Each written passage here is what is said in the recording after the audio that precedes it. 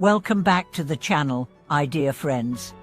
It's such a joy to have you here again, ready to explore another dimension of what it means to live a spiritual life, not in some distant monastery or mountaintop, but right where you are, right now, even in the most mundane and overlooked spaces. Today, we are going to explore something deeply beautiful, often ignored and incredibly transformative, the spiritual power of cooking. Yes, you heard that right. Cooking. Stirring a pot of soup, washing rice, slicing vegetables. What if every one of those actions could become a sacred act of awakening? This is not just poetic language. This is a live truth, embodied by great teachers, wise practitioners, and ordinary people who have transformed their kitchens into places of mindfulness, compassion, and devotion. So if you've ever felt like your spiritual life is stuck because you don't have time to meditate for hours, or if you've ever wondered how to bring Buddhism into your everyday life, this video is for you. Let me take you back to the story of an elder practitioner who once lived in a small village. She was never able to attend Dharma centers or elaborate ceremonies. Her life was centered around caring for her family, cooking 3 meals a day, cleaning the house, tending to her garden. For many years, she believed she wasn't a real Buddhist because she couldn't engage in formal practice. Then one day, a traveling monk visited her home. He tasted her soup, looked her in the eyes, and said, "This meal carries the flavor of the Dharma," as she was confused. He smiled and said, "Because you cooked it with love, with presence, with intention. That is more rare than 100 chants done in distraction." That moment changed her life. And it can change yours too. Let's begin with intention. Every action begins with thought. Before you pick up a knife, before you pour oil into the pan, pause. Ask yourself, why am I doing this? Who will this food nourish? What energy am I bringing into this moment? That single pause transforms cooking from a chore into a prayer. The act of washing vegetables becomes an offering. The act of peeling potatoes becomes an expression of generosity. The act of seasoning soup becomes a meditation on balance, care, and subtlety. Every smell, every stir, every taste becomes a moment of connection to your breath, to your body, to the people you're serving. In Mahayana Buddhism, the concept of the Bodhisattva is central. A Bodhisattva is someone who vows to liberate all beings. This vow does not begin on battlefields or in temples. It begins in your heart, and often, it finds expression in your kitchen.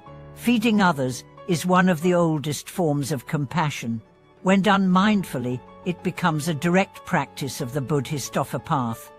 Now let's look at the symbolism. Fire represents transformation. Water represents purification. The ingredients symbolize the interdependence of all beings: the farmer, the rain, the soil, the sunlight, the transportation, and finally, your hands. Bringing them together with care and awareness turns your cooking into a ceremony. There's a teaching in Zen that says, "When you wash the rice, wash the rice." This sounds simple, even silly, but it contains profound wisdom. Be where you are, do what you're doing. When you chop, chop. When you stir, stir. Don't think of work emails, don't plan dinner parties. Just be with the food. This state of full presence is called samadhi, one-pointedness of mind. When you cook in samadhi, your energy changes. Your food changes, and those who eat it feel something they cannot name, but they know they feel comforted, loved, at ease.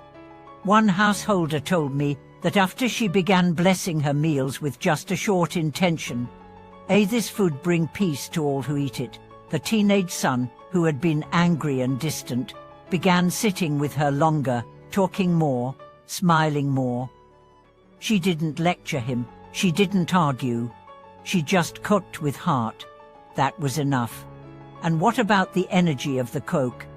In traditional monastic kitchens, it's said that the mind of the cook becomes the mind of the meal. If you're anxious, the food carries anxiety.